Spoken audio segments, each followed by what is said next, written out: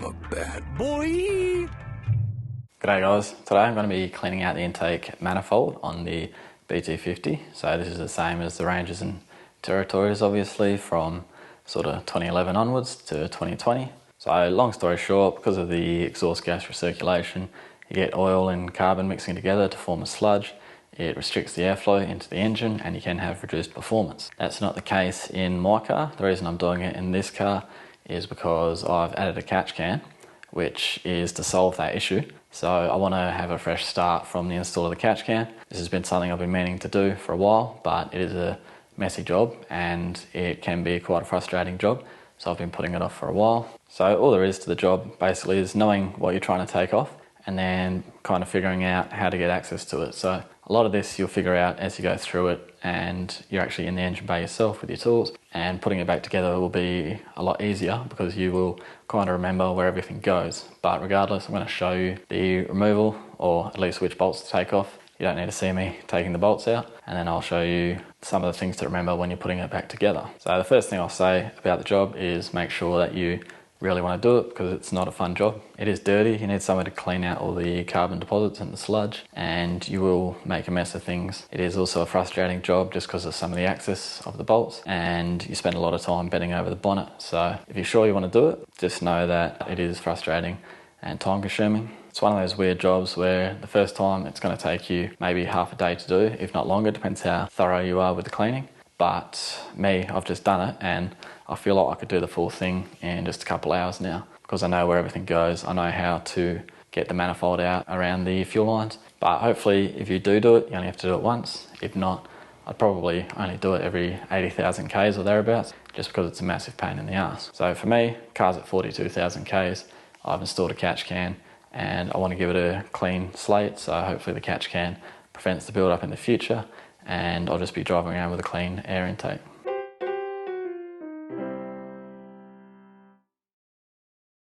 So all you really need to know is where you're trying to access and what the parts are called. So engine cover, I've already taken off. This here is the intake hose going to the throttle body, which connects to what we'll call the intake duct for this, and then that goes down into the intake manifold. So this is the area of the car that we will be working in. Now just down here, this pipe on the right is the EGR pipe. And if we move a little bit further across, you can see the intake manifold down here. It basically runs the full length of the engine. So we can follow this EGR pipe through the intake duct and we come to the intercooler hose, 2 hose clamps, 7mm socket or a flat blade screwdriver. We'll be removing them first. And then we have 2 bolts on top for the throttle body and 2 bolts on the bottom. See the throttle body I've removed here, it's actually kind of clean, it's not too dirty at all. Now we also just have this little electrical connection here onto the throttle body, so squeeze that, take it out, remove this connection from the intake duct. Now we can see in there, you can see that EGR pipe coming through the other side. You can see the oily residue on this side and the carbon build-up on the other side. Now this isn't too bad, it's only done 40,000 Ks. So that O-ring, we want to make sure we don't lose that. Now just here, just pointing out the bracket here, it's a 10mm bolt on the underside. We've got some fuel lines on this clamp here, we'll be removing them later.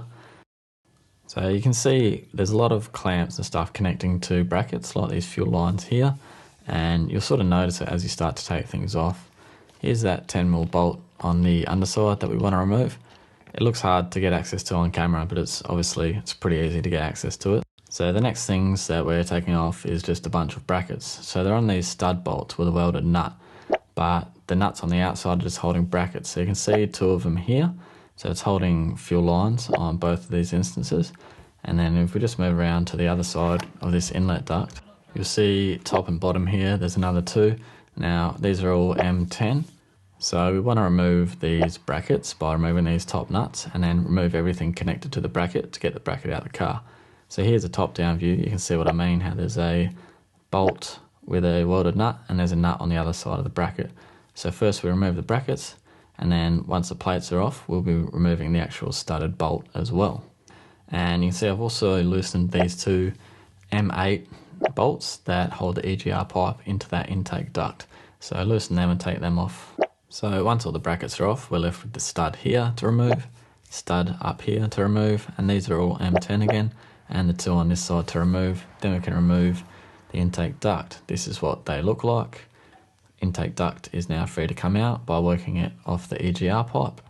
So what we're looking at now, we get our first look at that EGR pipe. In my case, it's actually not too dirty. And then down here you can see that clamp I was talking about, how it just slides on the metal bracket. So now you get to see the intake manifold a bit better. You can see the bolts here, how they're staggered from top to bottom. They slowly move across diagonally, and there's 11 in total. This clip here to the left, that's a cable clip we'll remove just to get the manifold out. And this blue clip on the diesel fuel line, we'll be removing that as well. Screwdriver to pop that open. So all of this will make sense as you take it apart. You'll figure out it's actually quite easy. Down the bottom here, there's another fuel line disconnect point. Now, I managed to get the manifold out without disconnecting this, but if you're having difficulty around this fuel line, this is where you disconnect that fuel line from. Now, this diesel line here and this one that extends towards the firewall, they both need to be removed. You can do it now, you can do it later, just with a flat blade screwdriver, pop those blue clips out and then remove them. A little bit of diesel will come out, just have a rag ready, but it won't be a whole lot of diesel. It won't keep flowing diesel. Once you've disconnected that side, you've got to disconnect these from the brackets on this fuel rail. For this one underneath here, I'll just use some circlip pliers just to pinch that in and push up at the same time. After that, we've got a T30 Torx bit to get rid of this EGR motor or the EGR valve, and there's just 4 bolts around there. It's not too difficult as long as you have the right size extensions, and obviously you've got this cable clip to pop out and the cable connector itself to pop out as well. You just use a flat blade screwdriver and pop that tab up and then it will pull out easily. So I've removed the intake manifold. I took this engine cover off as well to get more length on this fuel line here, just to get it around the front. You'll see when I put it back in, you just direct it towards the back of the car, lift the front up. Now you really have to stretch this hose a bit. So this is what the intake manifold looks like. You can see not too bad, a little bit of sand and stuff around where the gaskets need to sit.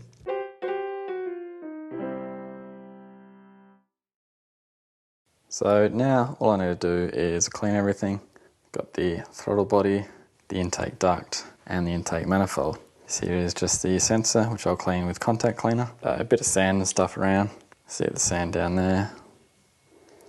All the rubber components will be cleaned separately, because I don't want any of the solvents to eat away at the rubber. I don't have new gaskets, so I'll be reusing these. So that's the throttle body. Doesn't look too bad really, but I'll give that a spray. I'll be using this on everything. This can go on metallic parts, but not on plastics. This side is the clean air. This is relatively clean over here. All the gunk comes from the exhaust gas recirculation pipe. So I'd say this intake duct is where the majority of the build-up is. The manifold itself doesn't look too bad. Well, obviously there is carbon build-up, but it's not restricting the flow so much as others that I've seen. So if you are planning to do this job, I recommend getting all new gaskets. I kind of didn't plan this out properly in advance. I just decided to do it, so I didn't get gaskets. Now I've got a fair bit of dry carbon out of the manifold, and my EGR pipe, you can see it's actually not too dirty, but just give it a spray with brake cleaner, making sure everything goes down into this paper bag, give it a quick clean off, and then it's all good to go. Throttle body was the easiest to clean. It wasn't actually that dirty. I just sprayed it with that decarb liquid moly, just to make sure this surface here is all clean, just so we get a good seal with the O-ring. This EGR motor, you can give a little spray to this ball bearing on the end here, and contact cleaner in there. The air intake duct. So this is basically cleaned out. It looks restricted down there, but that's just the way the pipe actually bends. All the main carbon deposits are out. There is still a thin residue there, but all the large chunks are gone. I wanted to give it a high pressure wash, but I wasn't able to get a hold of a high pressure washer, so I just washed it with a hose after lots of that decarb spray, paper towels and rags, and you can see there is just a thin film, but it is basically clean. It's not going to restrict the airflow at all. And that's the intake manifold. Same thing again. All the carbon deposits have been scraped away and flushed out, but there is still thin films of oil and carbon that you will keep picking up if you run a paper towel through there. For the purposes of what we're trying to achieve here, clean enough, and then I'll just run around with a screwdriver and paper towel where these gaskets are going to sit. Now you really should get new gaskets. I haven't got new gaskets because I didn't really plan this job out. All these are in good condition, but there is kind of an oil residue on them. I've tried to wash them, not with any detergents because I don't want to break down the rubber, but I've washed them just in hot water with a little bit of soap. So I just started by scraping it, getting as much of the big stuff out as you can. Then I went basically through a full can of that liquid moly through here and the intake duct. That was really easy to clean. Then I wiped it out again, wrapping paper towels and rags around something like this. And then I went with whatever was left of the spray. And then I let that sit for a bit. And then I washed it out with a hose as high pressure as I could get. Now just putting paper towels around the flat blade will get you the gasket seats dry, as well as getting rid of any remaining gunk. And just to vacuum around what was left at that intake manifold.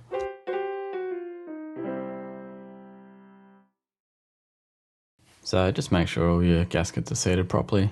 Put the end in towards the firewall, and then this is just trying to get that diesel hose on the front around, and you won't know what's stopping yours until you actually have a crack at it, and then you'll be able to see pretty easily how to get it back in. It goes in easier than it comes out, in my opinion. And I'm just getting all the bolts started softly before torquing them up to 15 Newton meters. By this stage, you've taken everything apart, so you'll figure out how to get it back together, but just some things that you might want to have a look at. So some of your clips might have slid down the hoses, just remember to pick them back up. I've got this fuel line at the front and the back of the car to go in. Got connectors for the throttle body, connector for that EGR motor to connect as well, and this clip at the back of the fuel line. And any other diesel lines that you see, this cable is meant to clip in here, the EGR valve motor connected. Now these fuel lines into the fuel rail clips, pop them back in as well. There's another fuel line clip here holding the two hoses together, just whatever you took out. We've got the 4 bolts here, these are for those studs. They hold the intake duct to the intake manifold. These are 15 Newton meters, we've got a clip on top of the intake duct. Now you have this stud bolt here, the last one left, that holds the bracket here. And you can see this clamp down here connected to the bracket that goes over the top, and then a nut gets attached to that. Then we've got the 10mm bolt on the underside here. Now on the other side of the intake duct, we've got this bracket here, and we've connected our wiring loom, and the breather pipes pop into that bracket as well. And the EGR pipe into the intake duct is 2 8mm sockets, they are 10 Newton meters. Now the throttle body itself with the 8mm socket bit, these are supposed to be 10 Newton meters, but just be careful because that is going into plastic. So 3 of my bolts clicked out at 10 Newton meters. The third one felt like it was going to keep spinning, so I just stopped where it was.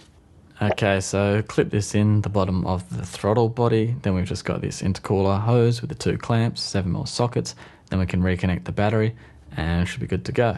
The last thing you'll want to do is turn the car to accessories for about 45 seconds to a minute, then turn it off, then repeat the process, 45 seconds on, turn it off, and all we're doing here is priming those fuel lines. Because we've disconnected them, you'll hear the pump working away. You just want to do this maybe 4 or 5 times, and then it should be good to start your car, take it for a test drive.